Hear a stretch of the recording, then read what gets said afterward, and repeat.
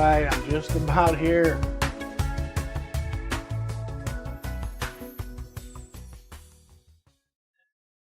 Well, let's see. Well, welcome everybody, those that are here. Looks like I got a big old latency over here on the YouTube side.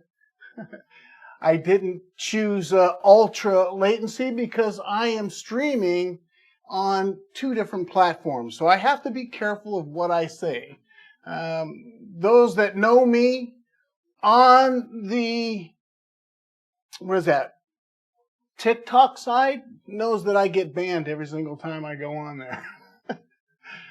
So I'm going to be careful, which is unbelievable because I don't ever do anything wrong. At least I don't do anything more than I do on YouTube. So, all right. So I don't know how well this is working out. I'm going to try to pop things out and do it. I see a bunch of people joining in over here. I can't tell what's going on YouTube, but over here in the live chat, I actually have a screen that shows me all kinds of fancy stuff, but not over here. All right. I got to figure out where we're at. Hi, you guys. Bernardo. Yes, I know who you are. Hey, you guys, I do have a bunch of things going on. As you can see, I have cameras in the garage. So we can definitely go out there and have a look. You know, there's no time limit. I want to relax a little bit because I'm totally stressed out right now. I haven't even, I over prepare everything I do. People on the YouTube side know how I do things. People on the other side just think I'm a madman. So the 2 of you are now here joining together. And those guys on YouTube, you might want to go see me over there on, but I'm not TonyLiveTV over there. I just wanted to separate myself. All right. Hey, Anthony, nice to see you here. R. Smith. Yeah, 6 people. Whoa. And I got like how many thousands of subscribers? I know. I don't know how it all works. I tried my best to do it because like the last time I did it live, I don't know, people weren't prepared for it. I thought, but no, I think people, you all have other things to do, right? Let me get over here because the people over here, wait, why don't I just say TT and just say YT? All right. So then that way there, I don't get in trouble because I'm telling you, I get violations over here all the time. So far I'm good. I've never tried to stream 2 things at once. All right, so this is a first for me. But yes, we can go out there and yeah, there you are. We can go out there and actually see what's out in there. Matter of fact, I can control it all when I'm out there too. Does that look familiar?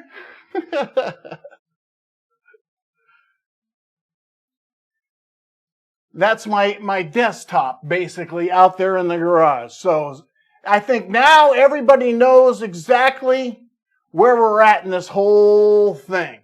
And this camera that's right there, I kind of have portable, so I can move that thing around. If anybody's interested in looking at things that they haven't seen before or whatever, right? And I actually have a monitor here. Why don't I just blow myself up over here? I have not finished the programming of all this nonsense. But you can see I even have a monitor and I can control my sound and my loops and I can control the different cameras and all that stuff right from here. So I can carry this along with me and I know exactly what's being shown. All right. Mississippi, huh? What'd you guys do today? Let's start out with that. Because I said I wanted to start out kind of slow, right? Because I've been on the tents all day long with this Nice to see you guys over here on the TT side. I think, how many we got over here? They abandoned me really quick over there. They just come in and go. Well, and then all of a sudden there's like a bunch of them in there. I don't know how that works. They push me or something. I don't get it.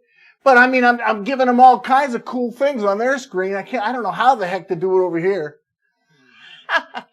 I mean, I have Ninja going and everything else, but it doesn't seem to be talking very well. So I have to look at Google's things. I think you can pop this chat out though, right? Yeah, pop it out. That way there it'll be a little bit easier for me to maintain. There we go. I just won't be able to see it over here on this side, unfortunately, because I don't know how to get it to talk over there, you guys. All right, so I have to keep this straight because this is the first time I've done it this way. But let's find out, what does people did all week long? Did you just work? So Spark Room Productions, you installed an accumulator. Wonderful. Don't you just love it? Fuel. That, I'll tell you, fuel isn't my only issue. But it's a big one, right? I mean, when the KE jet is working well, it's okay. It's good. It's good. When it's working perfect, it's perfect.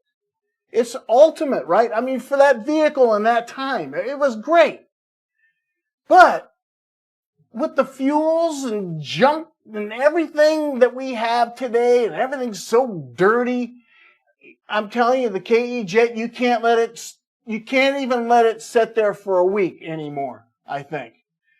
Nice to see you guys over here on TT. I've got Lee, David, Mark, Danny. I'm trying to be interactive because that's what they want you to do. You know, this is the first time I've ever done this particular stream before, so we'll see.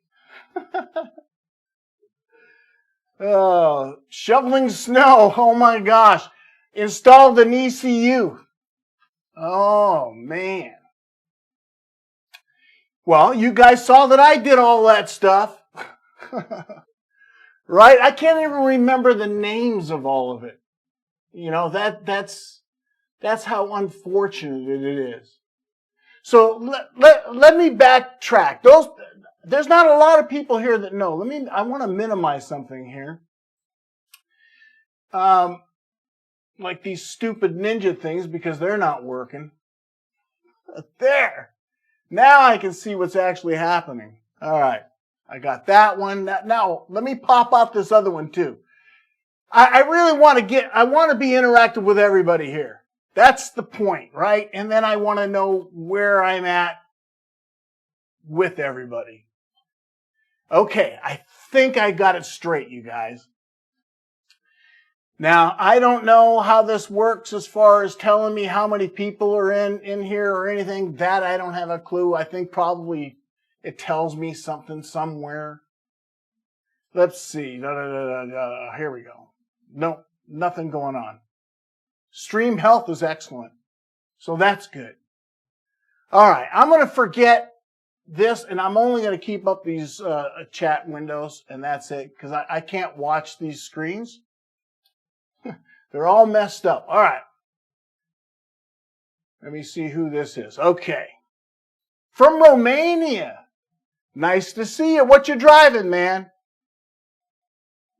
I'd like to know what you guys are driving. It doesn't have to be a Mercedes. You know, you guys on the TT side, you guys know what I do, not just the 560 SL. That's the whole point. You know, I'm more than the 560 SL. That ultimately, I'm much more than that. Just that alone should tell you it's much more than that. Nice to see you, Laser Mike. You got your AC hoses today and you're doing engine subframe moss? Yeah. Yeah, I think in my last little short that I just uploaded, or actually I did I did a few shorts today trying to let everybody know, I got your back, right? I'm here. And because the last time I did a live, I don't know. I think I caught everybody off guard. No one showed up. Well, a couple of guys did, right? Crankcase plug. Oh, yeah. I remember reading your post, definitely. And I think I replied to you because I didn't have that issue. Luckily, I didn't have a problem with that. Tonight I got, you guys, I have 5 over there. I don't know how many I got over there. So TT is doing great. But all my activities over here. Nice to see you guys. Detroit Pete, Mad Mike, William. Cool. You just rebuilt fuel distributor. So, I was asked about a fuel distributor today and rebuilding the fuel distributor. Well, let me see if I have something here. I'm working on a document because there's not a whole lot of information out there. So, but those that know me know that I get into something and then I dive in so deep that that's the reason I can't handle a classic car. All right. I cannot handle it because it's not perfect. And it will never be perfect. And it will drive me completely crazy and I'll be in my grave worried about it. Right? That something's not perfect. I can't, it frustrates me. I get in my wife's car and I'll drive with her, right? And you guys know when you're driving a car, you get used to the noises. Right? I mean, they might slowly creep up. Right? And then you don't notice it.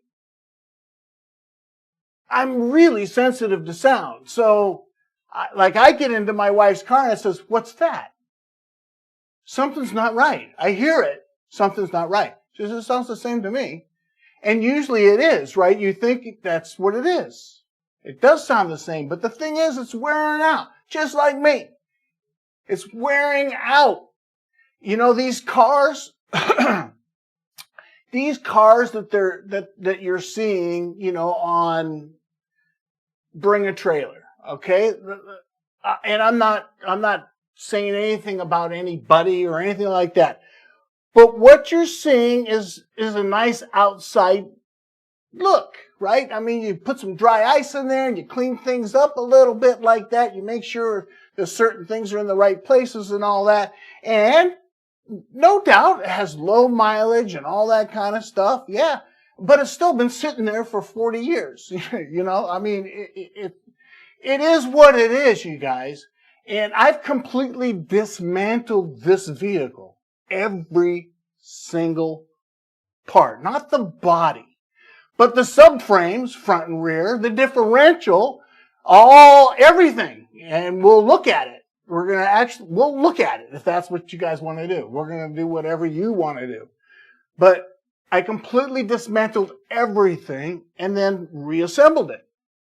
And those that do know me, my biggest frustration, of course, was having access to documentation. So I got stuck in all that world too. And then I created my own little app in a way, which I now have out there for everyone to use. But I used to just do it right here locally and just gather whatever I had. But it made it easier to find. Those guys that know what it is, I don't think I can say it on here because it's considered promotions and all that kind of nonsense. So let's see.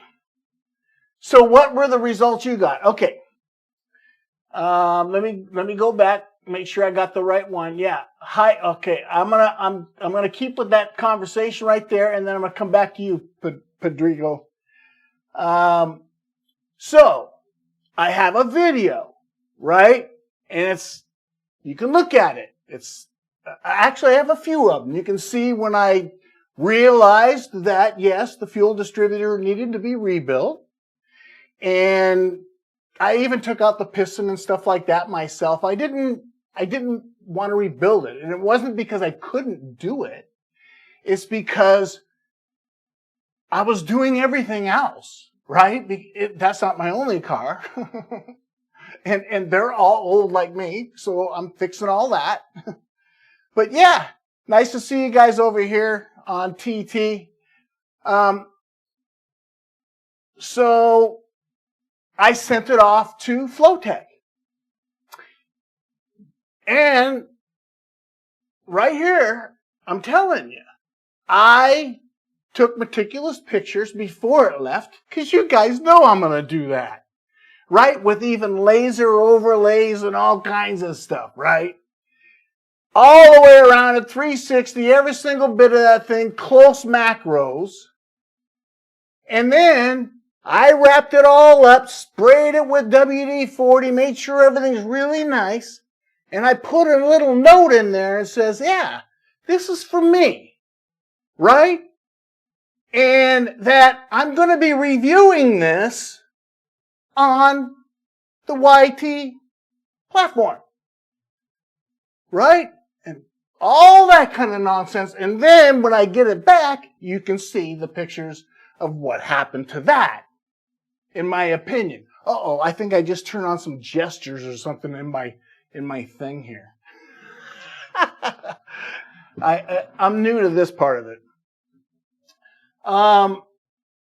So now I started the engine, right? Because of course I did everything through the whole KE jet, every single thing, right? We went through it all and we verified every single thing, but we needed the fuel distributor, right?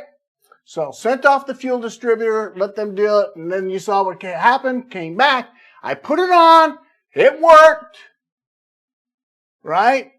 It worked, and it ran well. As a matter of fact, I didn't even do much of an adjustment. You guys do remember when the first start, I couldn't get it, I was feathering it with my fingers, right? And I was not spraying ether in there, you guys. That's a big chamber. You want to throw ether in there and get it just right, you're going to explode that thing right on the top of your vehicle. So don't do those things. But you can play with it as you're starting to start it like that. Not forever. And don't put your face in it. Right? But that told me whether or not my piston was hitting it or not hitting it just right. You can feel it, right? So you can just feel it. You don't even need to do much. You can feel it. Okay, there's a little bit of play. That's all you need. And then what happened? I started it up. Bam! And it ran so well that actually it still didn't run quite right. And I says, okay, there's something not quite right. So I did the oxygen sensor and all that. We found out it was the throttle switch, right? The high-low switch. I had the wires flip because, yeah, I did all the electrical too. Yeah, pulled all that stuff apart and fixed all that and everything. And there's videos to show you how meticulous I was. I even matched the same color, but I used a really, really high-grade wire that they use in race cars. So it's lighter, more pliable, and better insulated, right? So everything that I did, I tried to do as good or better than the day it rolled off the floor. That was my goal working on that vehicle. And that's why it took me that many years to put it all back together. You know, I think it took me almost 2 years to do all the subframe and everything the way I wanted to do it. You know, I didn't sandblast things. I didn't paint things. I didn't do any of that. I cleaned it. Right? So it has all the original markings and those types of things. And I didn't use dry ice. They didn't have it back then. But I probably might have done that.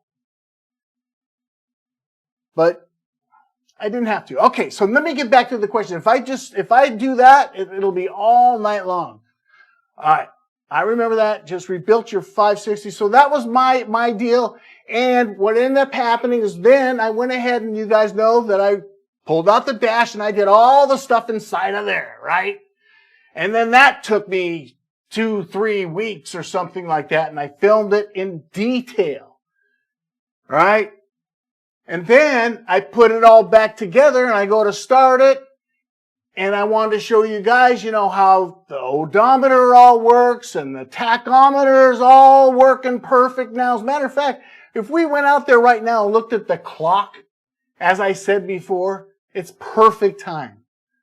But I went to start it, and it starts right up instantly, even sitting there, right? But it had like a miss, kind of like it's not getting enough fuel. You know what I mean? And everything is brand new. So, and that's the reason why I put this on here.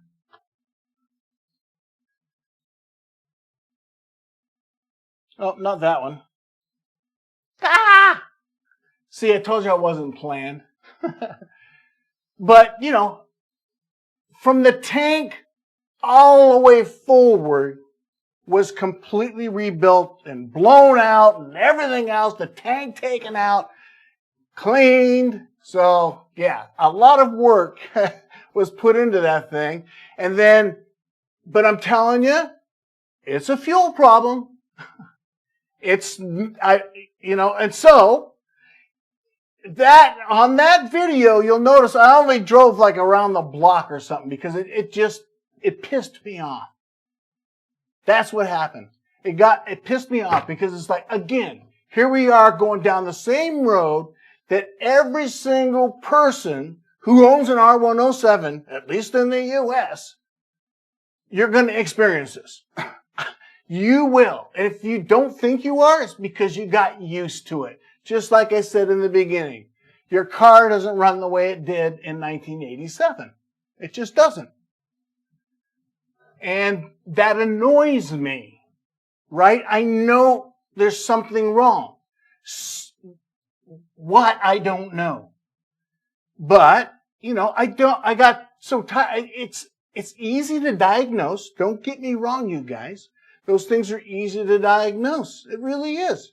Everything's new. I have a fuel pressure gauge, Bosch fuel pressure gauge. So all that can be tested. Every single bit of that can be tested. And it's not difficult, as I said.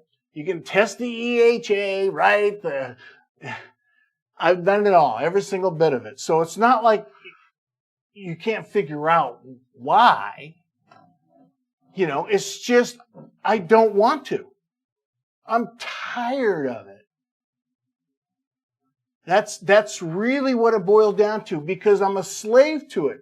If you can't leave, I'm retired. Right? When I bought the car, I thought, you know, I'll be driving it around, you know, here and there when I, excuse me, when I go out on, you know, out on a date with my wife. Right? Here and there. Beautiful Arizona. Top off. I could be in Sedona. I can just be having a good old time. Now, you remember when I bought that vehicle? It was like 2006. You know how many miles I put on it? 200. That's it. Why? Because it started out with stupid stuff, right? A rear seal leak. Well, the first thing, of course, you know what you got to do, no matter what SL you buy, if it hasn't been done yet. And remember, the 560 is the beefiest of them all. And if the 560, you're going to have to replace all the subframe bushings and every single bit of it. So if you can't do it yourself, there's no sense in buying one of these cars. Or any classic car. Because you will become a slave to it. There's no doubt about it. Everybody I know becomes a slave to it. So, what really, another thing that prompted me here is, do you guys know Mark Passarelli? Alright, he's a legend. Or was a legend. I'm older than him. At least I think I am. And I had it all worked out with him already that he was going to do all the new top. Hand stitch that new top. Because why? Because I wanted it to be perfect. What happened? He's gone. I don't want to be another Mark Passarelli. I want to enjoy what I got left. Having this car it's been great. I've been introduced to a lot of people. I've learned a lot. I've always loved German cars. Don't get me wrong. The site's there. It's staying there. I know a lot about them. What I would rather do is I would rather just help others. You know, I mean, that would be more fun to me. It would. Driving that car, what? To have people look at me and wish they had it? Not for me. I don't need it. I don't need it. And then, you know, I've got a BMW that's 20 years old now, and, you know, a truck that's 20 years old. So you've got to just decide where everything's going to go. And I'm at that point where this has just overwhelmed me it's not worth it. Even though everything is great, right? Well, now we have to find out why it has a miss. Right? It could be an injector, even though they're all brand new. It could be an injector, but I have a dozen injectors sitting in a box. So it's not like I can't do that. Right? But do I want to go through checking the flow and all that garbage and just spend another weeks and months and years in that garage? And then that's something you also have to decide on your own too. Right? Is that what you want to do? You guys know Mike from Mike's Mercedes and other cars? Right? All of that hard work he did on his R107. And then what happened? Someone stole the damn thing and wrecked it. You know, I remember when that happened. It was like, oh my God, you know, and then things will start clicking in your head. It's like, oh man, that could have been me. Right? That could have been me. And then is it really worth it? You know, what is worth it to you? I should not go on a tangent because it's my age right now, right? You know, the government's making me take a check. I'm older than your zip code. That's been a big thing over here on the TT side, is I tell them, you know, I'm older than your zip code. And nobody realizes how old the zip code really is, right? But I'm older than that. Let's see. You don't use any sprays. Let's see. You don't have to use any sprays. Let me see. You can just use cold water. Cold start valve instead. What's that? I don't think I quite get that. I have to backtrack. All right. The guy who did that. I see.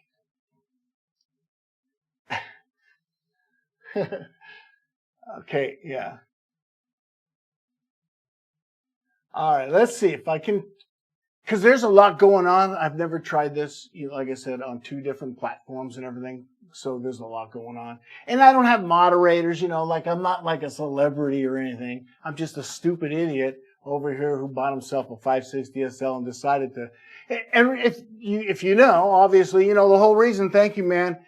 The whole reason for joining, I mean, for really going on the YT was because I was getting old and it was over the COVID and that thing was sitting in my garage since 2006.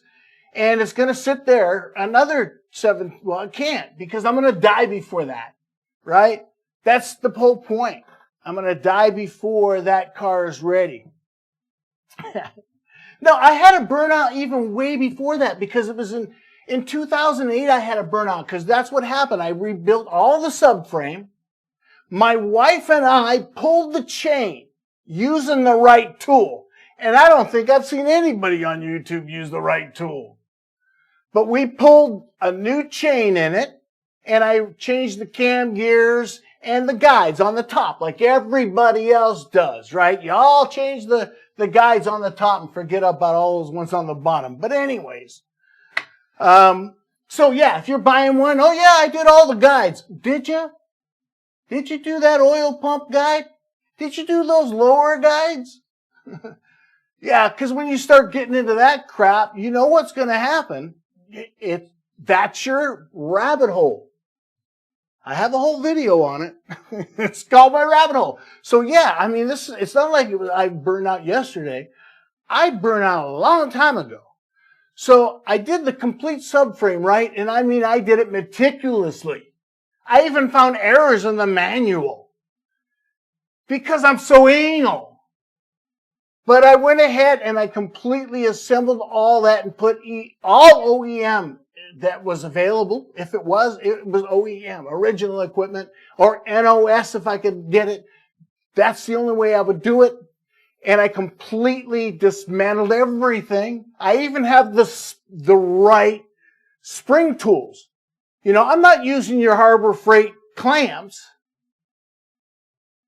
It was the actual tool, Mercedes tool, that compresses your spring so you can pull all that stuff apart.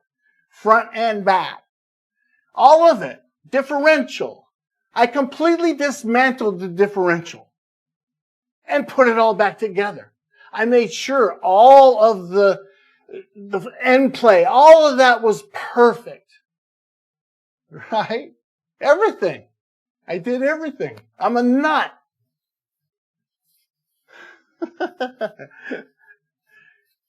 Let's see, you don't have to use anything. Yeah, exactly. You don't have to use anything. And you're right. All you have to do, for the cold start valve, yeah, now, of course, the cold start valve's another story. See, the cold start valves aren't even going to fire for me. You know, it's 100 degrees here in Arizona, so cold start is never an issue. Right? And of course, I don't have a hot start problem either. But, you know, your idle speed control, of course, takes care of idle. And then, right, as far as that helping you with the start, yeah, if you're having to punch it like that, yeah, check your cold start valve. Exactly. But it should be cold. I forget what the temperature is on that, but there's a sensor, right? Do you guys know what that temperature is? And I'll relay it. Hey, Ray. Nice to see you here, man. Gary. Alan, Rick, are you guys driving anything? Nice to see you, Paul. It's going to be hard for me to keep track of what's going on. Prescott, checking in. Dude, nice to see you from Prescott. Yeah, someone stole his car and wrecked it. Exactly. But yeah, so then I did all that with the subframe, okay? Both, front and rear, put it all together. I even took the calipers, you know, the whole insides and everything completely apart, even though the manual says, don't take this apart. But I did. Of course I did. I'm like Tassos. If you don't know who Tassos is, look him up. Right? The people that are on the YT side should know Tassos by now. But yeah, he'll take everything apart and make sure that everything is within specs. And that's kind of what I did. And not only that, it's documented. That's what I used the YT for originally, because I couldn't remember, you know, how am I going to remember something like that? Taking every single piece apart, and the only access you have to a manual is PDF files that are not searchable. Because, why? Because they're microfiche of the actual manual. So even if you have the manual, you still got to flip through it. right? There's nothing going to help you. So I did my best to at least help. But yeah, that was like my biggest nightmare, I'll tell you.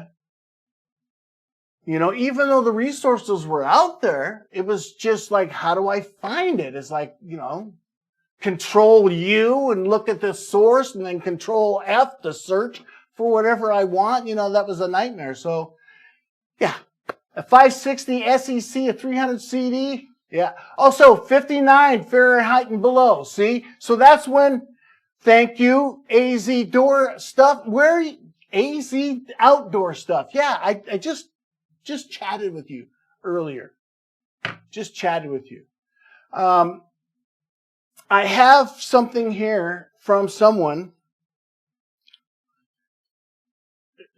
and I mentioned this earlier, that I'm going to put this document up there. I'm working on it because, so there's like a Bosch kind of a manual.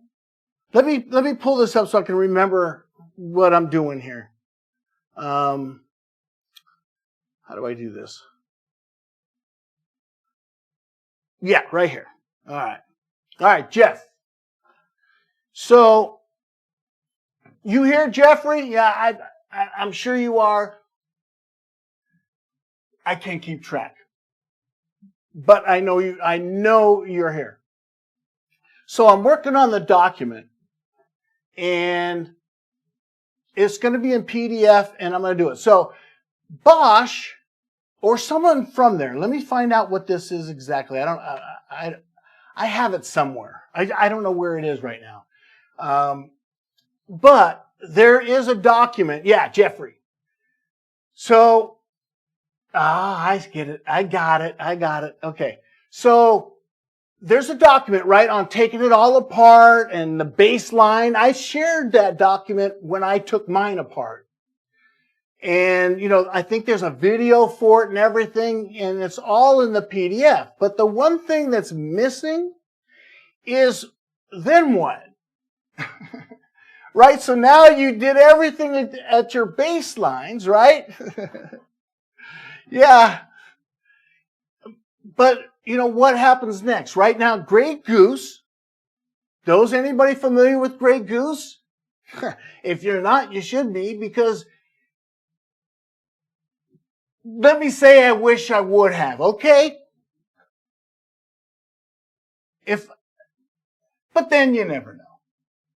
But anyway, Grey Goose, he made his own flow bench, right? So you need a flow bench at that point. If you're going to take that thing apart, you're not going to just be able to use the feeler gauges and, you know, make yourself a thing and figure out how deep the screws are, or, you know, what do you call those? You know, the jet. I call it a jet. Let's just call it a jet. You know what I'm talking about, right before the injector comes out. Those things have a depth and all that, and that's how you adjust them, and there's all kinds of crap that goes on. You got to pull it off every single time, turn it, you know, a little bit, put it back on, right? So he created a flow bench, and that's really the only way to do it. So why did I not rebuild my fuel distributor myself? Because I didn't have a flow bench, and I didn't want to make a flow bench for me, and that's it. Right? Otherwise, yeah, I would have made a flow bench, and then I would have spent another 6 months, you know, learning all that. So anyway, after you rebuild it, there's some vague information. And one of the things that Jeffrey mentioned was 100 cc's of flow as the maximum. But actually, that's the minimum. And that's why I want to pull that document up, because I have it right here. I don't even know I didn't set it up for this yet, but I think it goes up. I think what you're looking for, I'll come back to it, and that document will be at my, you know, TonyLiveTV. Okay? But I'll put it somewhere, so everyone will have access to it. But It'll be like basically a step-by-step, like this position, this is what you're looking for, this position, this is what you're looking for, how many bar you want, all that kind of stuff, how much flow, and what's within tolerance and all that. So I'm going to just add it somewhere and then probably get in trouble, right? Because that's what I do. I get in trouble by sharing information sometimes. Sorry, platforms, for causing all the mischief.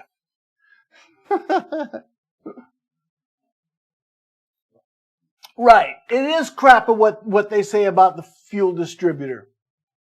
And that's why you can click on his name right there. He has so many videos on K-Jet, KE-Jet, taking them apart, measuring them, punching the pin so you get that right. 'Cause there's so much involved. It's unbelievable. Really. It really is. That's why it's either love or hate. Right? You either love the KE-Jet or K-Jet, anything jet. You either love it or you hate it. And I'll tell you, when it's working perfect, you'll love it. It's responsive. Everything good. You got to burn some high octane though, and then add like a lead additive and everything else. It's hard to get it right. Just like the one time when my break-in where I used diesel oil and everybody said, "Oh, that's for diesel." That's just a title. It's the properties, right? I don't know. I can go on and on and on.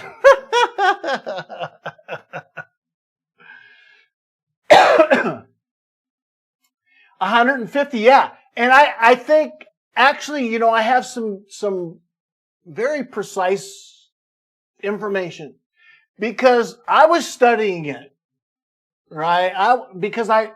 That's my problem. I get too deep in it. You guys remember how stupid I got with the idle speed control valve and the idle speed control unit and how those two work together, right? Sending a pulse to it, simulating a cranking of the engine and all that so you could actually see how it all worked.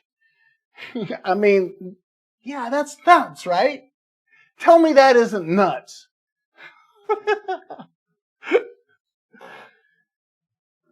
But that is exactly what ends up happening. I overthink everything. Oh, wrong one. I want to go there. Just like this. So someone mentioned that you can just drive it, maybe, that this happens. And you know what? I probably will agree with that. It kind of does. It does when you don't drive them. The thing is, though, thank you, man. I appreciate that. I see things happening, but I don't know how to do it nor how to respond. Yes, she is. I have a bunch more pictures. I didn't put together slideshows. I didn't do any of that. Thank you, man, over here. I appreciate everyone coming and, participating. So that's the other issue. I don't have a single person who's a car guy. So I'm alone when I'm in the garage all day long or whatever it is. I'm alone. I don't have anybody to knock, just to knock things around. Like when something doesn't work right now, there's another guy, John. I don't know if you know John Wright. He's a guy that works on, like the metal part of it, the body work, right? He's pretty darn meticulous too. He built himself his own rotisserie and every single thing. Now I forgot where I was going with that. And I'm not drinking or anything. Oh, yeah. That I really all the friends that I have are distant friends like you guys here. I know you guys on Facebook. I know you guys over on YT. And I know some of you over here on this other platform, the TT platform.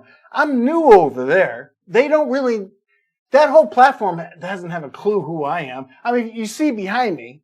I mean, this is the stuff I do when I'm not, you know, what I would kind of like to do, some of this stuff. But I'm in the garage and then I'm burned out by the end of the day. It's like, oh my God. And what did I do? Just chase another issue. Let me see if I can actually pull something up, because I think I can.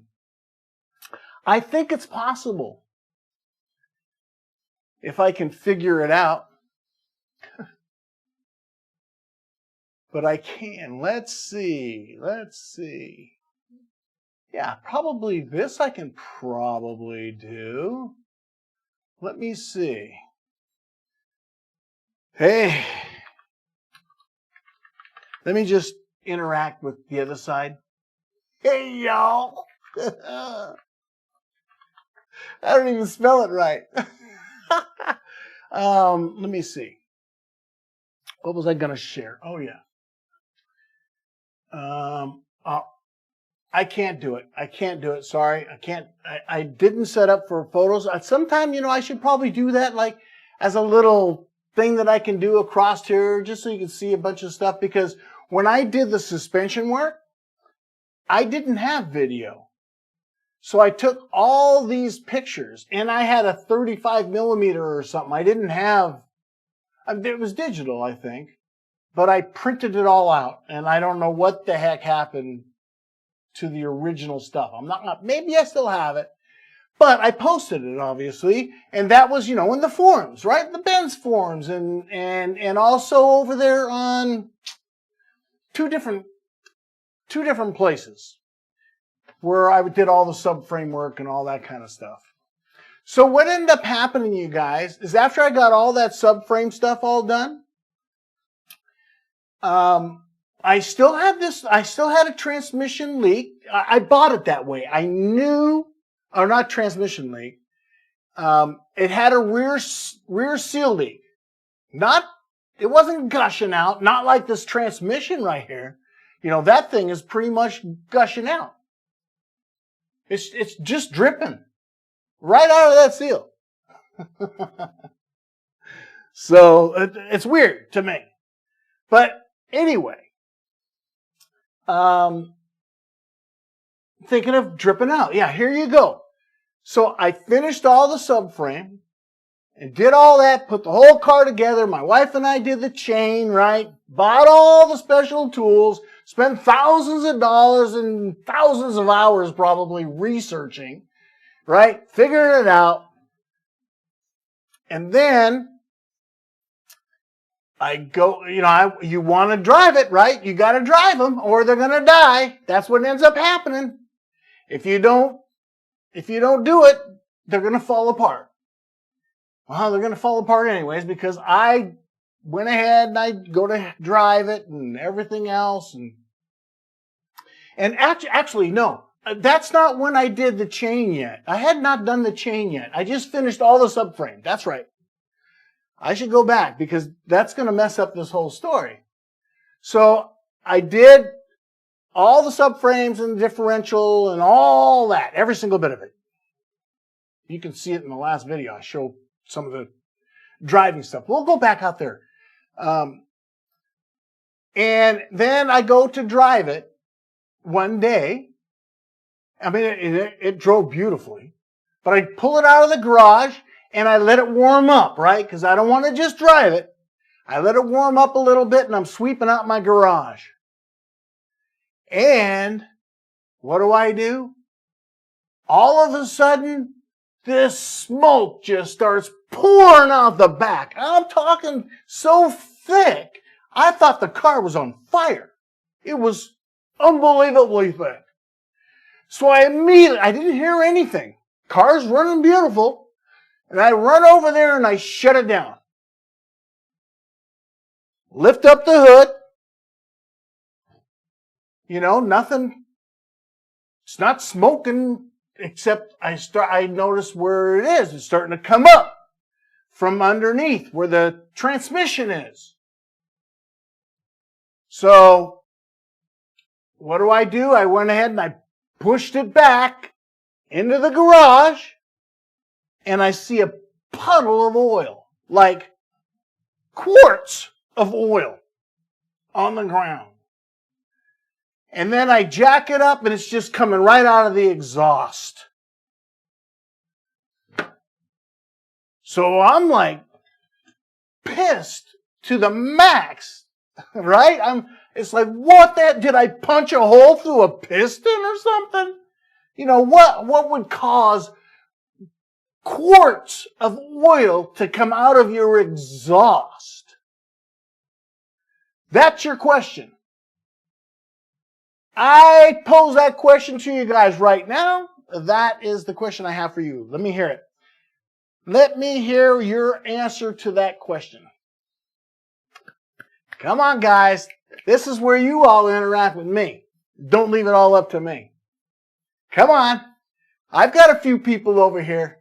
I see two people. Jeffrey over here on my TT side. It's plus Michael. So I have two over there. Here, I don't know how to tell. I posed that question. Tell me you're still here, people. Otherwise, we'll just have to continue some other time. Come on. I think everything's still working as far as I know. Unless there's lag that I don't know about. Thanks for being here. Drop your questions.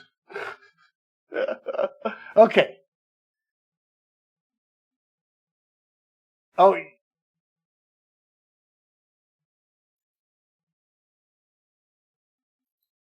So, no. That oil coming out like that was not from the rear seal. Remember, I said it's coming out of the exhaust. Think about it. How does oil get into the exhaust? Dude, we're going to hang out. AZ Outdoor Stuff and me should hang out because where are you? You're local enough to hang out because you are 100% correct, my man. 100% correct. But this was early on in my journey of the M117. I had not done the chain and all that yet, right? That's why I had to correct this store. You're right down the street, you sucker. Damn. All right, so here's the deal. I was so pissed off, just like now, because everything I did, I worked so hard, right? I mean, to make sure everything was perfect. And then something fails me, and it's, that's the rabbit hole. That was actually the real beginning of the rabbit hole. The other one, I just wanted to do like everybody else, right? Everybody that buys one of these, what are you going to do? Your subframes. You're going to do that, right? No matter what. You're going to do all that stuff because that thing's just sitting on the metal like that. And everything's worn out. I don't care if it has 10,000 miles on it. I don't care. Right? So, yes, it was the oiler tube, but like I said, I didn't know it. I slammed the thing down and I pushed the car back and I said, that's it. And that was in 2008, I believe. I have it in my bio on the YT side of stuff. But that was that. And I parked it until I started the engine part. Right? But right before that, I see this thing's flipping around. I don't understand what that thing means. It's a brand new camera I just got right here. So I'm not used to it. And it's blinking red and green and all that, but I think I have all those things turned off. Anyway, I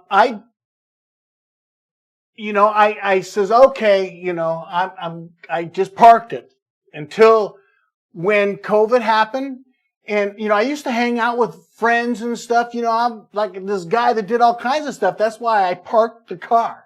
It wasn't that important to me. You know, I didn't want the headache, so I ignored it. But every day I walked past it. All them years, it was like 17 years, walking past it in the garage, just gnawing at me, you know, just like a rabid dog or something just on my neck every single time I walk in that garage. And so when COVID happened and my buddies and stuff, you know, he has a comedy club and all that. That's what I used to do, just a lot of fun stuff. I've been retired since 2008 when I fully retired, but 2001 I quit working. Let me put it that way. And I just had fun. Well, ever since I got this car, I haven't had any fun because I told my buddy, hey, over COVID, because he was building a place, a comedy club. And we had this ongoing little thing, whether or not I'll get the car done over COVID, or he gets the comedy club done first. And he said, we kind of made this stupid bet, which, you know, no one expects anyone to do it, but that if I lose, that I would take this car to the crusher and we'll watch it get crushed. Because he owns a comedy club, that's exactly what he would do, and I would love to do the same thing, but I can't do that.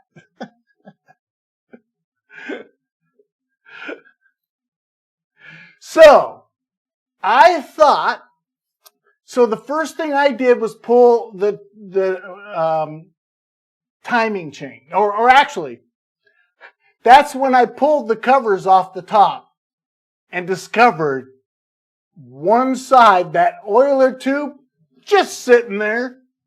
Yep, all those little plastic things just blew its head right off. So, I was relieved, right? I thought, oh my God, I didn't blow this thing up. But now remember, now it's sat for 17 years. So what does that mean? So I said, okay, let's do what I got to do. So number one, I bought it with a rear seal leak. So I'm going to tackle that. So what did and I bought it, it had a slip in the transmission. When I put it in gear, it would slip and all that. And I messed around with the modulator. I bought a new modulator, all that kind of stuff. And it was worn out. Let's say that. So I did the hard thing. I pulled the transmission in my garage on jack stands. You know, one of the hardest things ever, I think. I hated that job. And so now I'm starting to already hate it, right? I'm already starting to hate the car at that point. But see, every time I look at the comments and stuff, I forget what's going on. Hey, Dave Chumley, nice to see you here, man. I don't know if you stuck around, but you didn't. Bye-bye. They scroll so quickly over there on TikTok. Oh, I don't know if I'm allowed to say these things. I get banned all the time over there. Oh, so that was the oiler part of the whole thing. Of course, all that oil pretty much ruined the cat, right? The catalytic converter that was in it was not original. So I was going to be stuck buying an aftermarket. But during COVID, the amazing thing that happened to me is a dealership in Florida went bankrupt. And so they were selling all their stuff. And is my mic too loud? If it is, I'll turn it down. But they found a new old stock. Well, it wasn't new old stock, actually. That they had the whole assembly. What you see under this car right there, that's what I got. All of it. And it was pretty good. It had a couple of scratches on it, but it's from the old days. Not you know, not a car that was sitting around for 100 years. That thing only has a short amount of miles on it. But anyways, I got that for $450 shipped.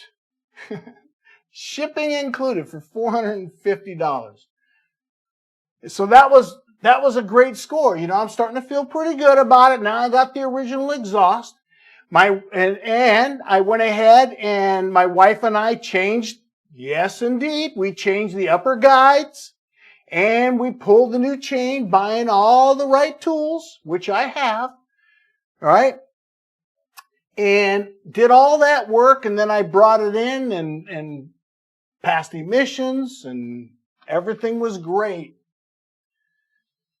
All right, so that was kind of the end of that story, but oh, wait, no, it isn't. Because there's a gap there. My wife and I did that after that happened, and now I want to go ahead and do the rear seal and the transmission. Right? The two things that I knew I had to do.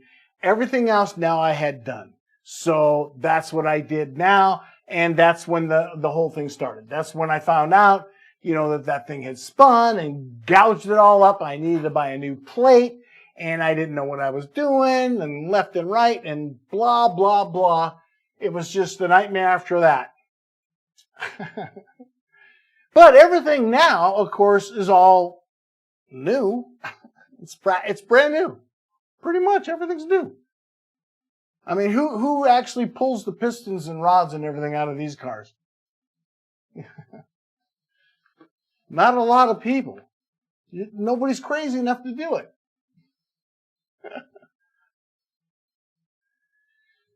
All right, man. Nice to see you. You're down the street. Gosh, all this time. Well, it was nice to see people here. I guess we don't need to do anything. I mean, do you guys not realize I can actually walk out there? I mean, I am like high tech over here. Much more high tech than most people.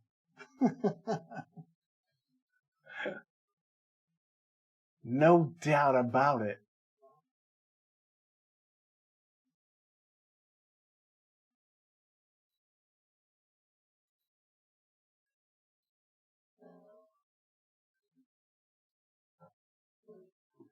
Well, so the people that are on the YT side, what I normally do is that right there.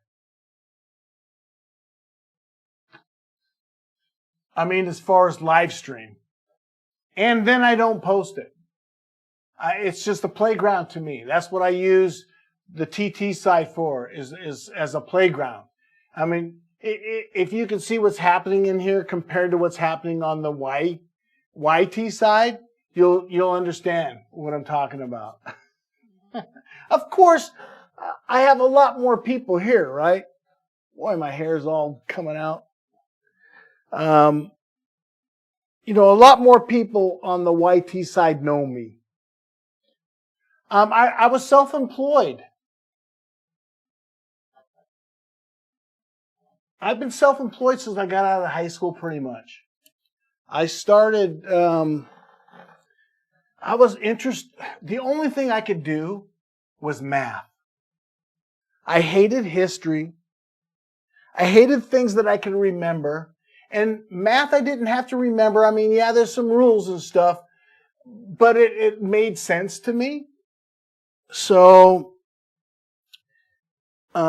actually, I ended up quitting school at 16 years old, and I worked in a steel shop, boilermaker. And I became a pipe fitter for high pressure vessels, and then ASME certified welder. And I did that from 16 until I was 18. And that's what I accomplished in those 2 years. I went from being a nobody. They first put me as a grinder. And then they said, hey, this guy knows how to figure stuff out, because I showed him how to do math, to make sure that these big giant panels that they had would come out perfect. They were measuring dumb ways until I taught them how to use treble points and stuff like that. So you could be astronomical sized panels and make it all work. But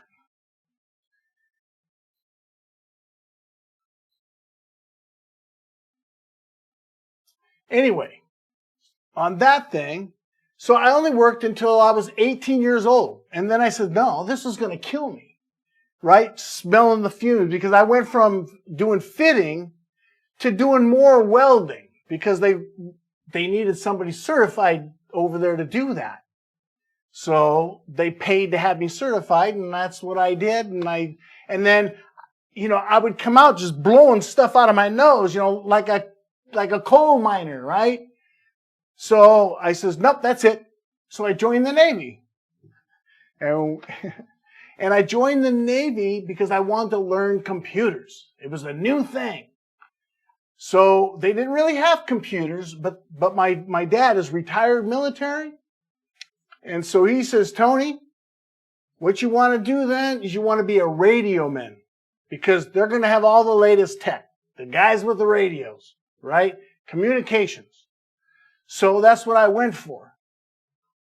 And then when I got, and I signed a contract with the military. It was called the Guaranteed Enlistment Program back then in the 70s. And so I went into the military, and I went all the way through boot camp. And then they're going to assign you now to your school, right? And I go, all right, man, I can't wait. Now I'm going to learn something I want to learn. Well, what did they do? They wanted me to be a welder. And they wanted me to work in a submarine. So they wanted to send me to, you know, some special school and everything like that. And now I was pissed because I have an actual legal binding contract with the military to provide the school that I signed up for. I didn't want to be a welder. That's why I signed up, you know, but they don't have any certified welders in the Navy. At least not then. Maybe now they do. You know, high pressure stuff. Most of it is all brought into a shipyard. That's where my grandfather and my dad worked, was in the shipyards in California. So, yeah. And then my dad was a teacher in industrial arts, teaching welding at college in California. Anyway, so I wrote my congresswoman. I forget her name. I should remember it. But I wrote her, and I told her, you know, the story, because I really, really wanted to go to radioman school. And within 2 days, I had a plane ticket, full honorable discharge, as if I completed my full term. Because she threatened them with legal action, the actual government. And I think later she became like a big shot over there. I can't remember her name. She's in Colorado. So that's kind of my story. California, I grew up, and then my parents built a house in the mountains in Colorado. So I, you know, after I was done working over there, you know, that's where I ended up, Colorado. That was my address. And so she got me right out with all that stuff. Consider installing a 6-speed manual? No, but I've heard people have installed manual transmissions in these things. But I think, you know, then you're just molesting them. If you notice how I build, it's either got to be exactly the way it was or better. Is that better? I don't know. That's altering it. I'm talking about taking the exact same transmission and maybe, if you wish, change the gear ratio if you want to do that, right? Those types of things, I say, go for it. I don't have a problem with them kind of things, but I'm more of a purist. I mean, you know, that's why I bought a car that has a bumper that you can sit on and have lunch. You know? I think it needs to be kept. That's the whole idea. These vehicles need to be kept as is. You know, changing them, putting Euro bumpers on them when they have US spec. Well, keep them. Keep your old bumpers. Don't get rid of them. I'm telling you, don't get rid of them. Anybody else agree? I think you will. If you understand the classic market, you certainly will.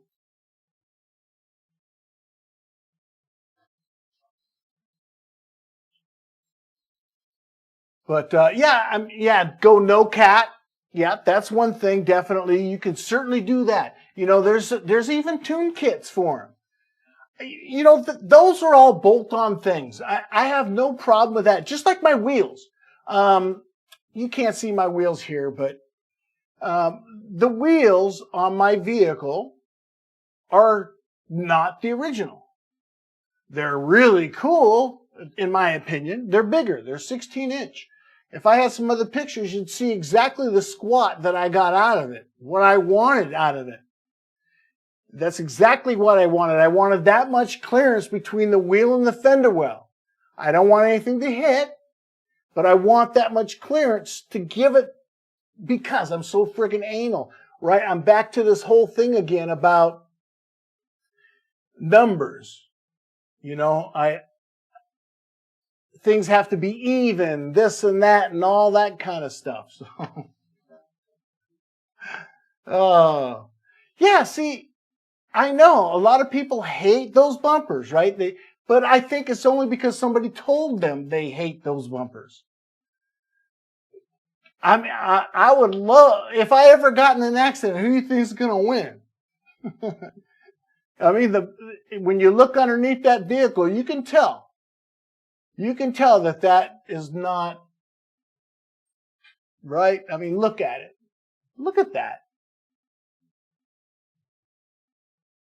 It's built like a tank. Just that stupid cross member right there weighs about 50 pounds.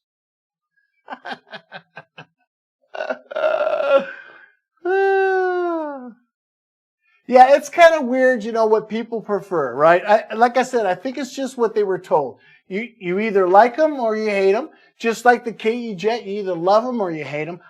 The one thing though that I really feel, I personally don't know of someone that owns an R107 that doesn't have to work on it. I'm not saying that you're not going to have the same problem with a Corvette or an older Mustang or MGs or, you know, Volvos or Volkswagen Beetles, right? But it just depends on what you pick. Like for here in the US anyways, if you pick yourself a Ford or a Chevy, you're pretty well covered. Not bad at all. Because everybody's going to make parts for those cars, and you know, and you can change them out. You can still buy crate motors and all that kind of stuff. Try to buy a crate motor for this. Ain't going to happen.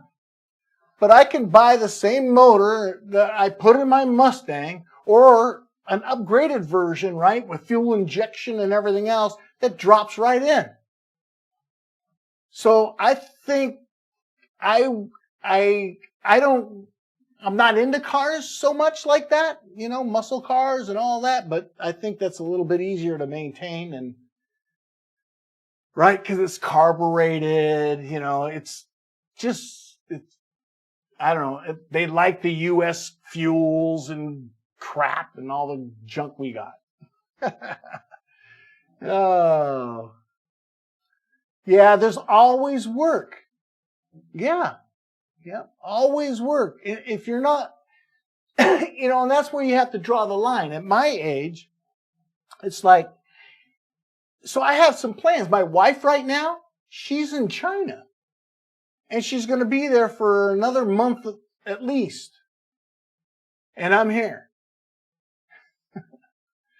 And it's not just because of that car. But it's because of the things I own. And those things started to own me, right? At some point, it's the hardest thing in the world for me. Like, I keep everything. Like, all right. You see these guitars? Those guitars, they are, I don't play guitar. I bought it. I loved it. I like the way it looks. I like the way it feels. The first guitar was gifted to me. The second guitar I purchased. And I bought other stupid guitars, right? And I don't know how to play them.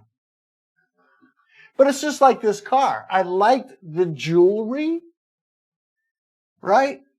But it really started out that when that seal went out and I knew I had to do more work, I had to decide what I wanted to do.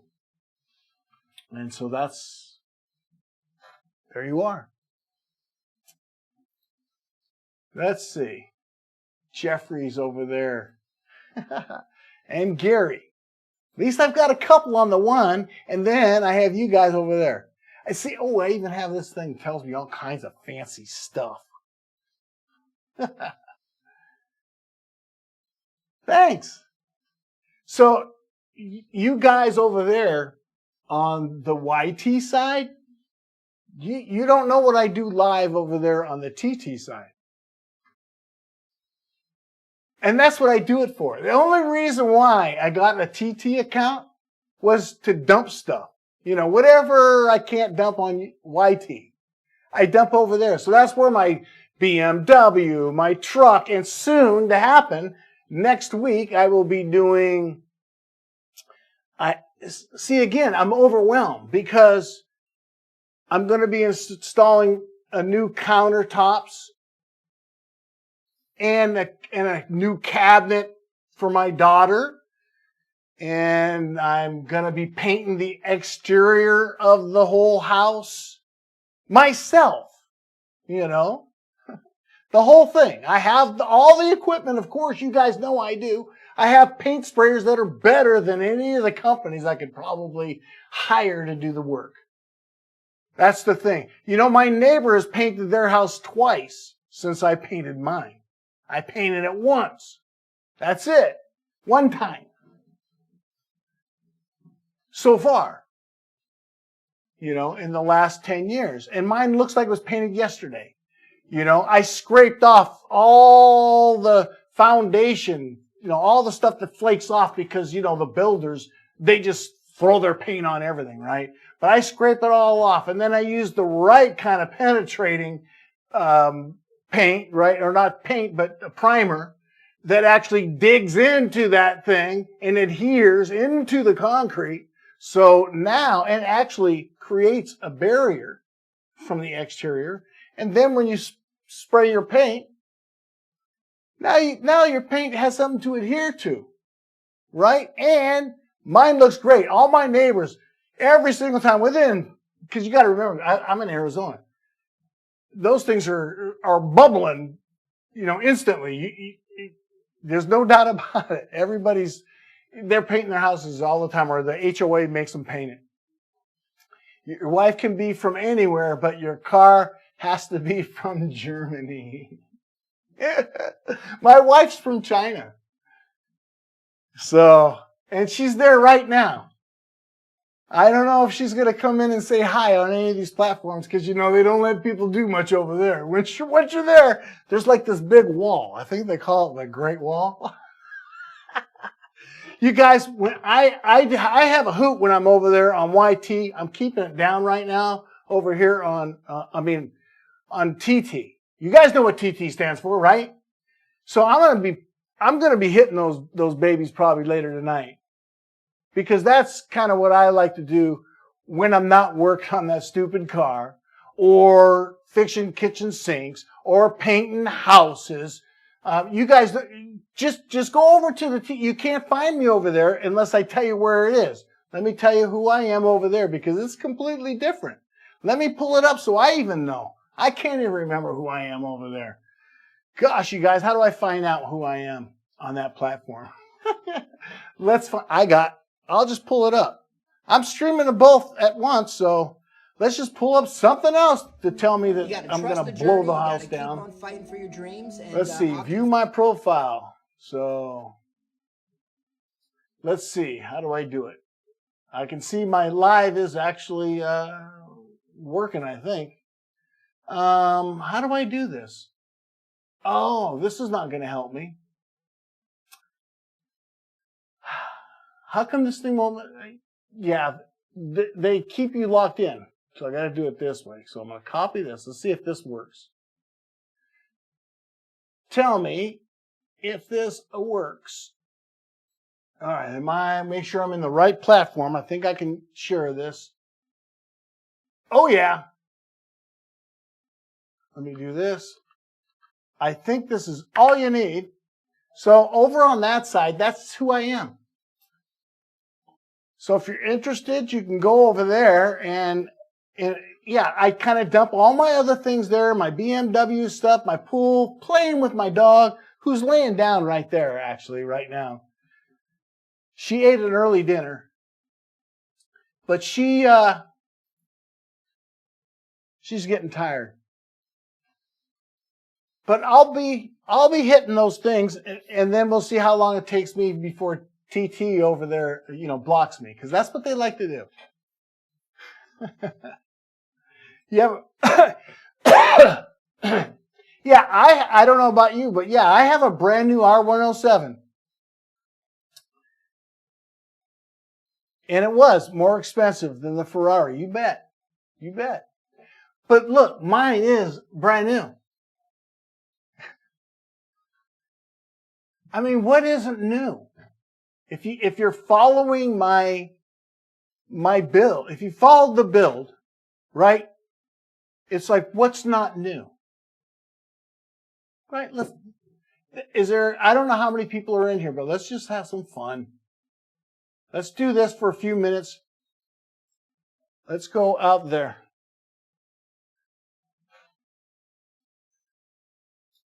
Let's see how this works.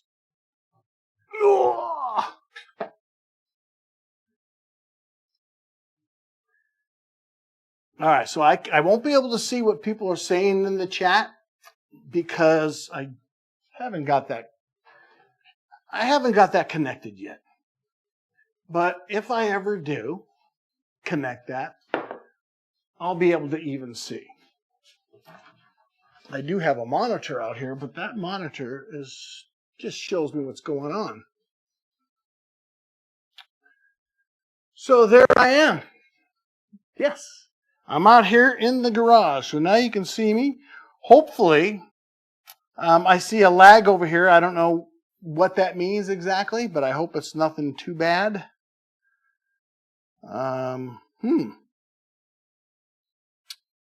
Well, let's just go with it and see what happens. Let me go ahead and do this here.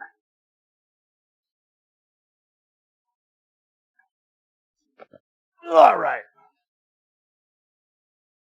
I'm just going to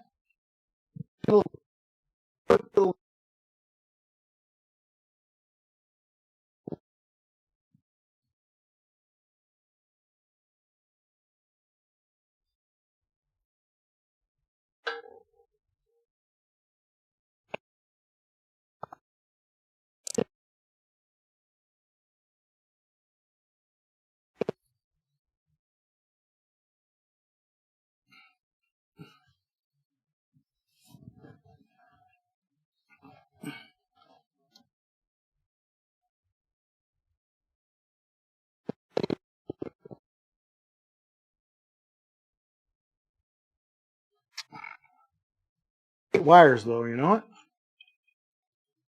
That is one thing I hate. There we go. Now I can see stuff. I just thought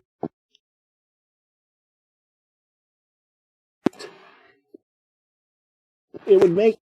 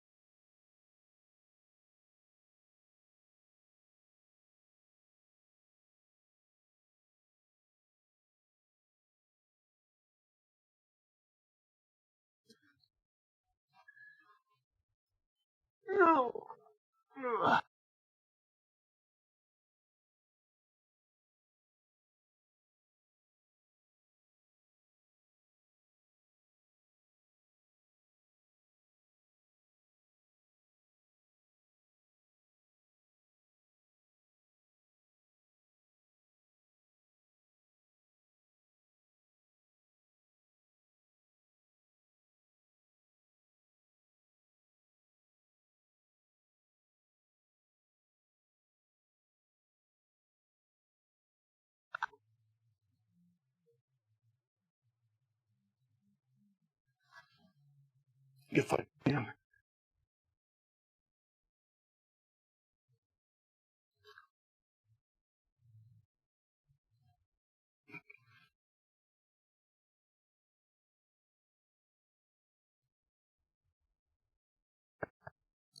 Transmission.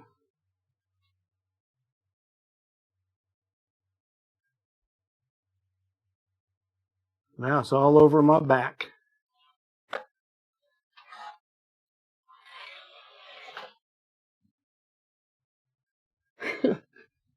I put you upside down.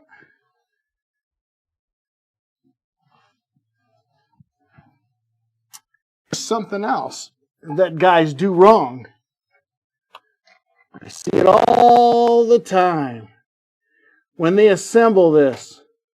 Now in my video, my detailed video of all this, I explain the right way to put these two together. You know, your shafts here, from the transmission to the back.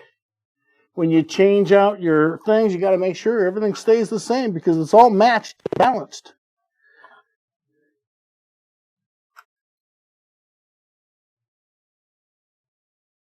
That's all part of that.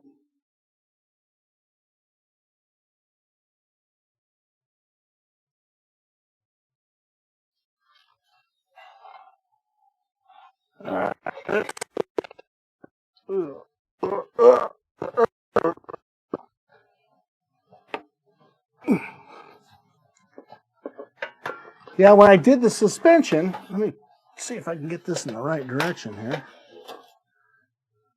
When I did the suspension, these things, if you're not careful, when you tow the vehicle or things like that, those can get bent. Make sure those are right. I had to buy another one. I found one on eBay years ago when I was doing the suspension, and I was able to score me one. My other side was okay, but this one side, there was something wrong. I don't remember which side, but you can see it's pretty nice now. And again, that's what you want, man. This is what you want. If you know, this isn't dry ice, this is nothing. This is what it really is. It doesn't look pretty. Those things are new. Right? All those bolts are all new. Every single bolt and everything on this I replaced. With the correct one. Everyone knows that too. All those are the correct bolts. The correct DIN. Exactly as spec. Let's continue. Keep my chat alive, you guys, because no one can see what's going on right now. They're just, if they're scrolling, right? If they're scrolling, they're... Let's look at the rockers. This...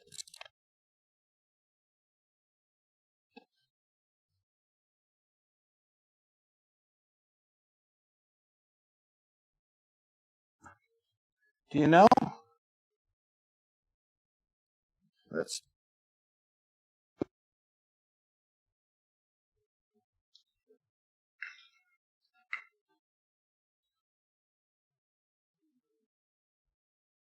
Well, there's a few things that you're looking for. Obviously, oh, these are those wheels I was telling you about.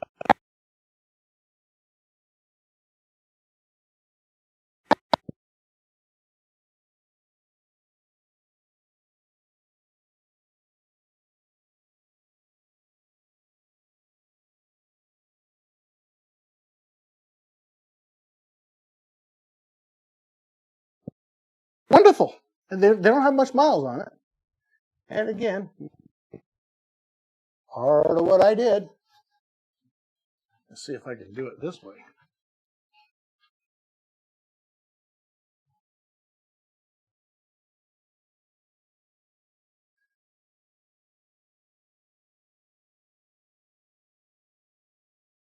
All right, so you're looking for, make sure those bolts are good. That's one thing you're looking for.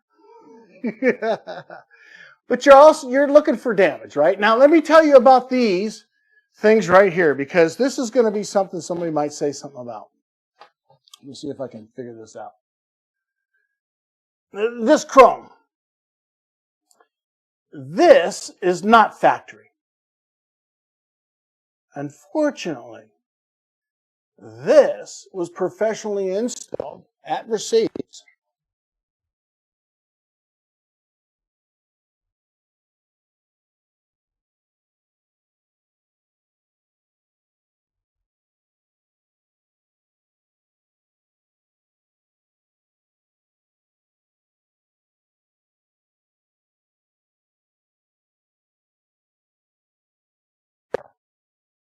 And these people, well, I should say out there, you know, a lot of people were making a lot of money back then with these, because the biggest complaint was, you know, they didn't have the power, right? Because we had the 380 and it just didn't have the power that they wanted, that the people wanted. So they came out with this. But this is at the time, 1987. This is when all the tech guys and they're starting to make some big money, right?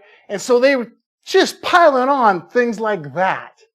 And so anybody who bought one of these cars in California, especially Hollywood and all that kind of an area, that's what came with the car, because the dealer wanted to say they got every single option you can come up with. Right back then, right, we're talking back then, they have things like that. Look at that. We're talking a car that old, and listen to it. I'd like to see you do that on a Ford. Never going to happen, right? So, what else are you looking at? You want to look at this. You want to make sure there's no bubbles or any of that. Now, it's going to be hard. You can't take them like this. Because the factory put on this thick stuff. That's a rock guard. And they did that on purpose, at least on these ones. So, you want to look at those things. You want to look at your seams. All your doors. How well do they line up? Oh, but you're looking for a lot more than that, you guys. That's the simple stuff. I still need to replace the rubber and things like that. See how it's starting to go right there? But is it true? I could hang this thing up, but I'm not going to. Let me see what I can do here. The classic R107. Let's see. This is probably one of the most impressive things about the R107. All of them, right here. You hear that? Did you hear that? This car is that old and sounds like that. And both doors are like that. And that gap is the same all the way down. That's how you know it hasn't had a crunch over there. Right? This is all original stuff.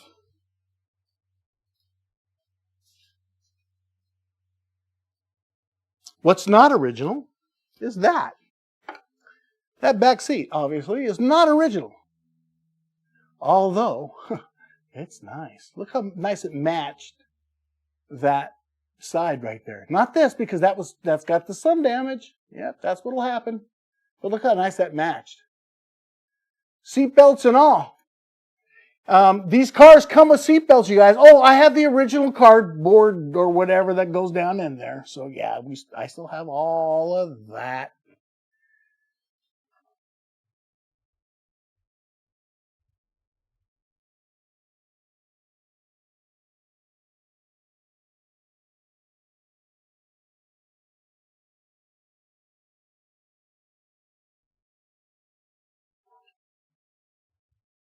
Here.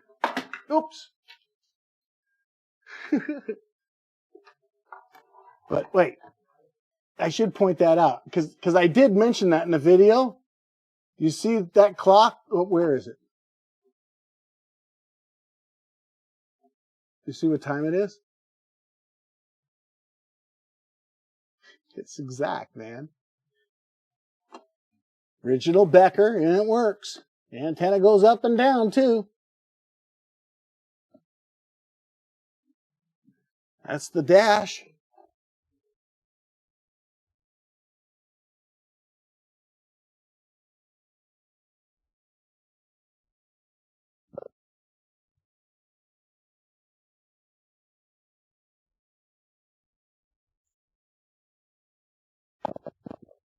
Nothing down there right now. And then that is how I put my top.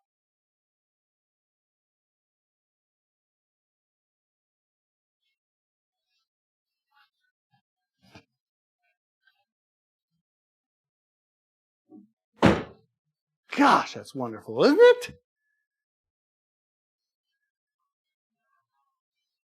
Let's move on back. So, you know what? I see people are, I don't know, they don't know how things work or whatever, but here's one that people seem to get wrong. Let me show you something. At least in this beauty, this is the fact. You see this? Right? This chrome bumper? That's not chrome. It looks like chrome, but it's not. Let me pull this.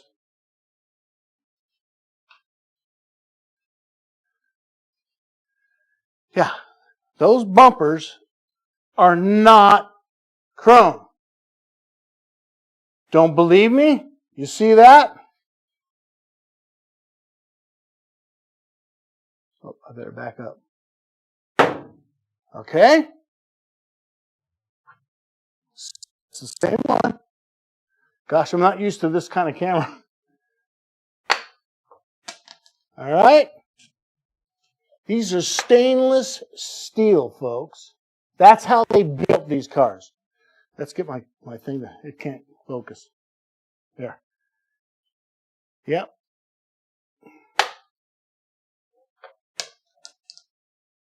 So, once and for all, these have, the originals are stainless steel. If you don't have, and we're talking good quality stainless because it didn't stick. You know, on your refrigerator, this might even still stick. But not on this car.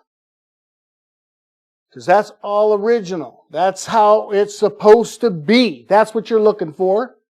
All right, let's go on. What else are you looking for? You're looking for, oh darn it, well, I have it too dirty because, you know, there's, in case I need to put it on a charger and all that kind of stuff, and my charger's over there, and then this is all the stuff from underneath. But you're looking for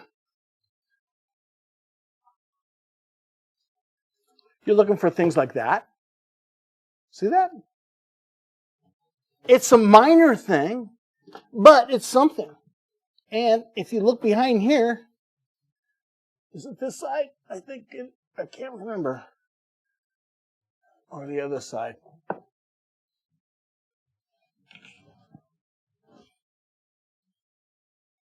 I know there's another tag here somewhere. Someone will probably tell me. But I can't remember, but I do know this. You're looking for that. That's the... Gosh, it's really hard to photograph that, isn't it? Let's see if I can do this.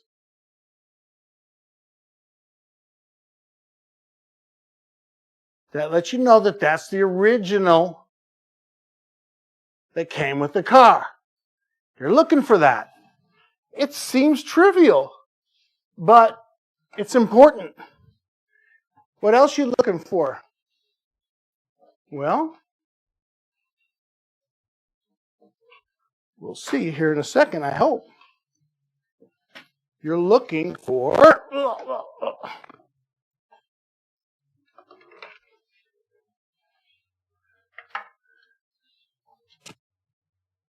You're looking for this.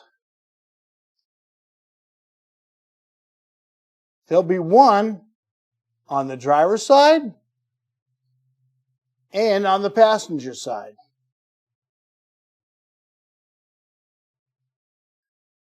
Those are the main things I'm looking at because that will tell me a lot about the history of the vehicle.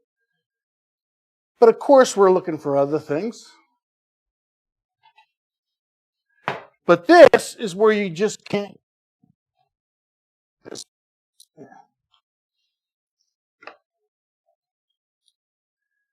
So that's the engine. Yeah, it's nice and clean. It looks beautiful, right? Everything's wonderful. Know what you got.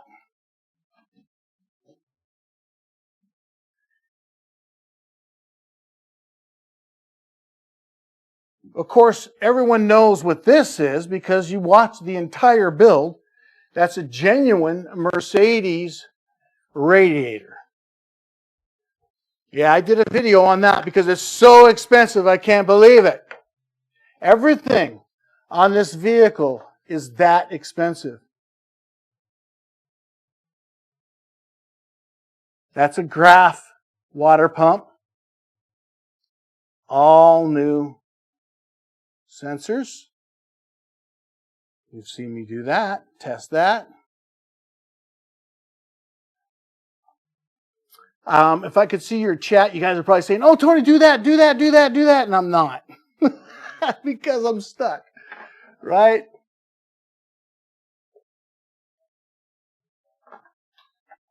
And then, of course, I have videos just with the engine out, so you can see just how wonderful everything really is.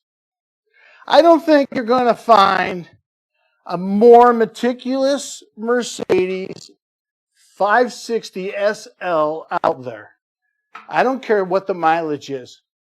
Was it completely dismantled and put all back together with genuine Mercedes parts? Yeah. Even the hoses are genuine, right? Look at that. Where is it? See that? See that logo down in there? You bet. And everyone who's watched me knows that I purposely made sure that that Mercedes-Benz logo sat just like that. That's how meticulous I was when I built this engine. The whole car. I took it all apart and I put it all back together. And look how beautifully straight it is too. That's why I bought it, because it was a good candidate.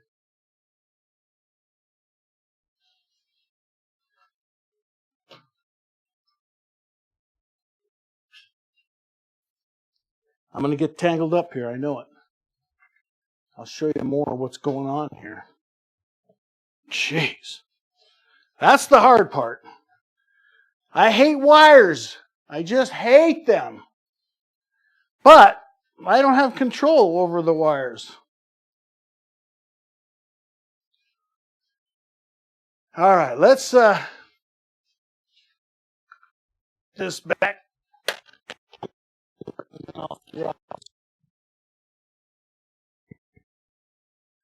Do. I'm not all that entertaining when I'm all tangled up in cords and everything. There I am.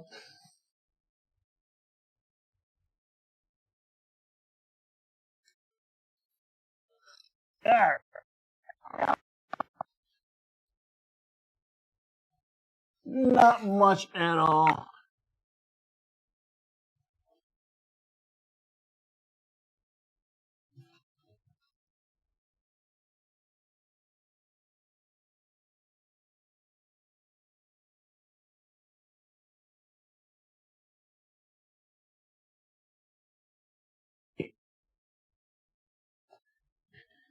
It just shows you that, yeah, that bump on the front's exactly the same way, you guys.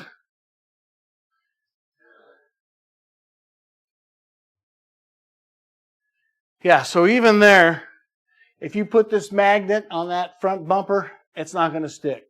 So now you know, they're stainless steel. No doubt about it.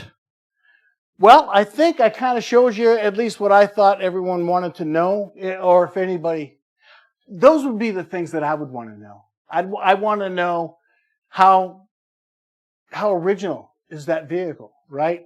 How well was it maintained or rebuilt? Even if you were to buy a rebuilt, you know what it costs for a rebuilt engine? I'm talking about like how I did it. 20 grand just for the engine. 11,000, I think it's $13,000 for a short block. And you don't know what you're going to get because I'm telling you, you saw what's out there. You see how they do it. Just take a good look at what's out there. That's all I got to say. I went to the auction, Barrett Jackson. The cars that sold that Mercedes, I don't forget how much it was. It wasn't that great.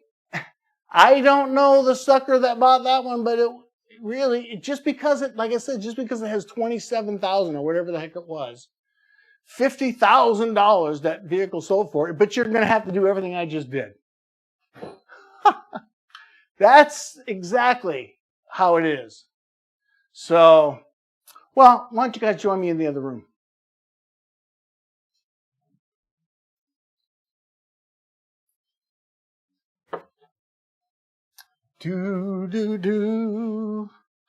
Thank you guys for joining me, those ones that did, and all the ones that didn't, well, thank you for being here when you were. I'm going to have a little something to eat here in a few minutes, and then I'm going to actually go live over on the TT platform where I can do things I can't do on any other platform. And I have nobody really over there right now. And why don't I have anybody over there? It's because TT, you guys know what that means. TT does not know how to take me. They don't know, what is he? Is he a car guy? Does he fix houses? Does he fix cars? Is he a dog guy? Is he a UGC guy? You know, what kind of a guy is he? You know, so they don't know how to put out my content over there, and that was the whole purpose behind even having that account. My daughter said, Dad, go over on TikTok. You can play that kind of stuff. Yeah, you can. Unbelievable. I can't do it on any other platform. And I hadn't played for years and years and years, and then I bought this kit. And I remember what I'd been missing. You know, and that's part of it. So if you guys want to join me over there, I will be doing that pretty soon. I know it's a Friday night. I'm probably going to do it all weekend long because I feel a lot better right now to get that off my back. Oh, there's no sound? Who says there's no sound? I don't believe it. Who says, oh, probably when I was walking by. There's sound, right?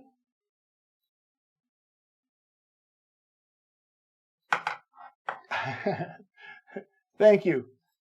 I don't know if it's the best R107 because I've seen some guys doing some really nice work on Facebook. I've been seeing some posts, and there's some wonderful work. You know, they just didn't record the journey. That's all. So, you know, it's like great. You know, thanks. You know, thanks for sharing. It's hard to share, right? You know that. You know that, Mert. Sound is bad. Oh, you know why? I probably got out of range. That's probably what happened. Let me also, I can see that my transmitter, my transmitter is saying, I'm going to run out. And so I think that's part of what happened. So I will plug it in.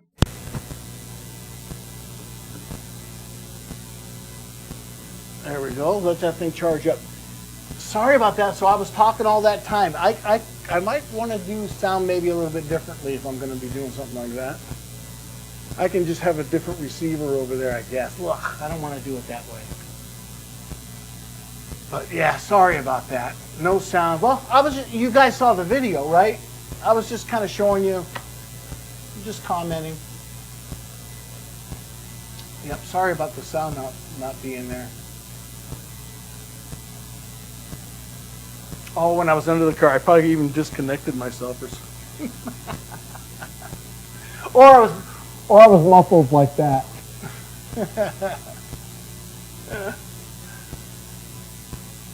Yeah, underneath the car. That's what, you know why? That's a 1987 560 SL. It's built like a military tank. So if you want to survive an apocalypse, hide under a Mercedes R107. That'll keep you there. This little camera can't handle it when I'm banging on my table. But yeah, so tonight I will be doing that. I will be playing those drums right there. I don't know if I'm going to go ahead and play the guitars, but you never know. It's not what I normally do because I play the drums. I'm taught. I was a studio musician, so I can do it.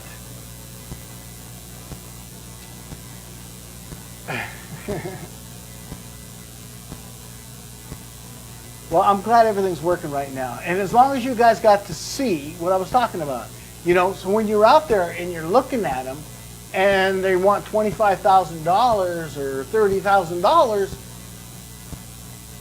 well, realize the money you're going to have to spend and the time, you know, because it's, I don't know, to get it in this shape, it's just unbelievable how much time and money it takes. The special tools too, because you guys know I don't jerk around.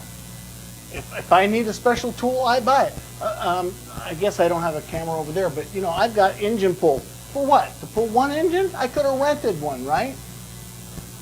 Right? I needed an engine to pull it and then put it back in. But no, I bought the tool. So I have that out there. Yeah, a little bit different, I think, than what most people do. You know? If you don't have the right tool, the job is that much more difficult. And I didn't need to complicate something that was already very complicated. You don't see a whole lot of people taking that apart. I mean, you see some posts, like I said, but you don't ever see it done. I mean, there's guys even on YouTube. Can I still say that? I don't know. But there's guys over there where they've taken it, you know, they're rebuilding it and everything, and then all of a sudden the video stops. It's like, dude, did you ever start it? You know? I think that's what happens to a lot of people. And that's what happened to me several times in this whole build. And that's why, yeah, I'm going to sell it. I really am. I have to. I have plans. You know, like I said, my wife is in China right now. When she comes back, our plan this summer was, well, actually, next week I got to tear apart my daughter's kitchen. I'm replacing cabinets and countertops. And then I'm going to paint her whole house. And then when that's done, I hope to get in the RV and just spend 3 months out in the middle of nowhere and just enjoy not having to fix this car. That's what I want to do. It's exactly what I want to do. That is my goal. And that's the other thing. If I leave for 3 months, even if it's running perfect the day you leave, I even have stabilizer in there, everything. I mean, everything perfect the way you got to do it, right? Lucas stabilizers, right? It just doesn't matter. It doesn't matter. I feel like, though, in this particular case, the problem is a fuel restrictor. That's what I think. I think something's not right. Internally, something, it was dirty. You saw how they gouged it. So, and again, I'd have to run a flow test to know for sure. I won't say that that's what it is. But again, even if that, let's say you had to buy a whole brand new one. Get it from Grey Goose or somebody, right? But somebody that will actually video what they do, right? He goes over there and he does whatever and he shows you the results like I do. He says, look at this. This is the before and this is the after. And he shows you how the flow is doing perfect, right? And there's plenty of tolerance. He's way within tolerance. He's not the only guy out there, but there's only a few people that have the proper equipment. Even his is not the real flow test. The Bosch flow test is so expensive, if you can find one anymore. Right? Because these are different. You know, this is continuous injection. It's not like, you can't just go on Amazon and buy an injector tester. Right? You know, even those flow meters, you can't use them. Not on these cars.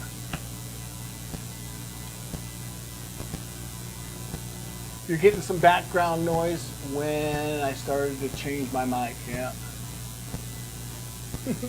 And plus I'm hot, you know, I start talking pretty loud and then, you know, things go crazy. I should probably tone it down a little bit. Oh, you know what? Let me see what this says over here. Oh, there it is, okay.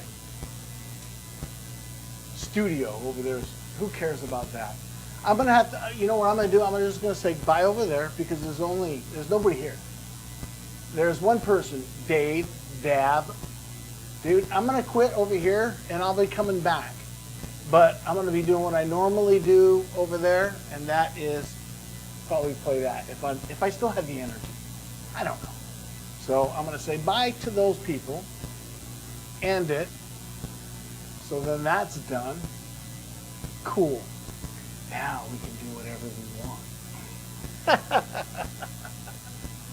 want. Oh man, I'm going to close this window. I don't have a fan club or nothing like that. I made a whole painting this week on TikTok. Streaming. Yeah, right. Okay.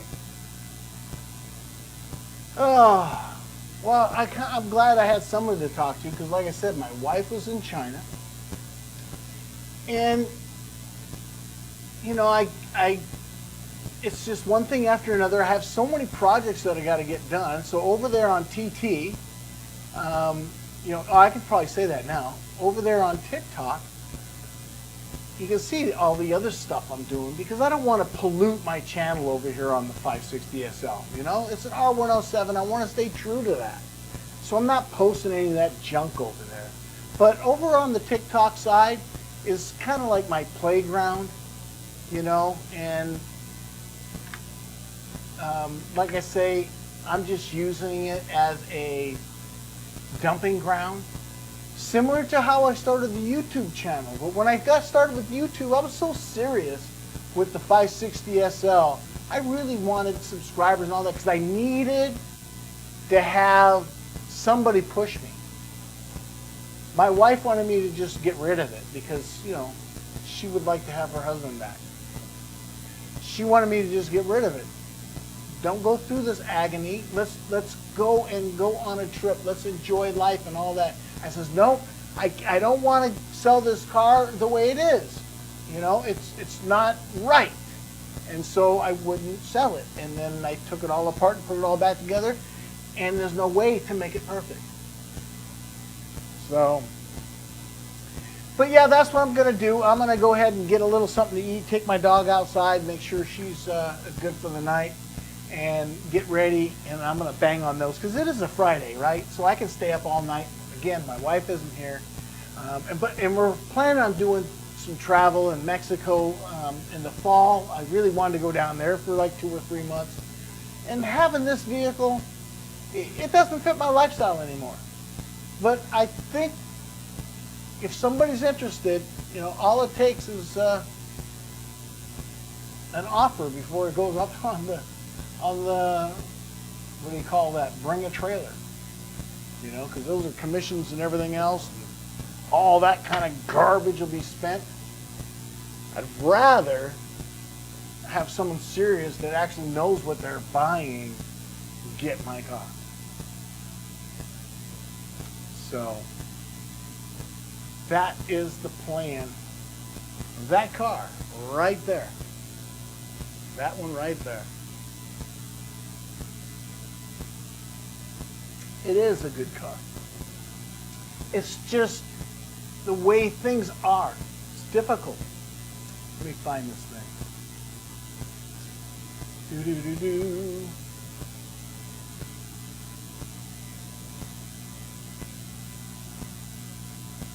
Ah, this one. Let's bring that. Oh.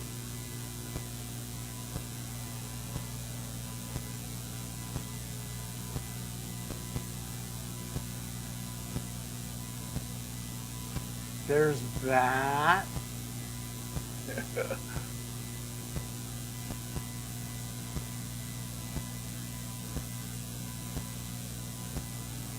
There we go.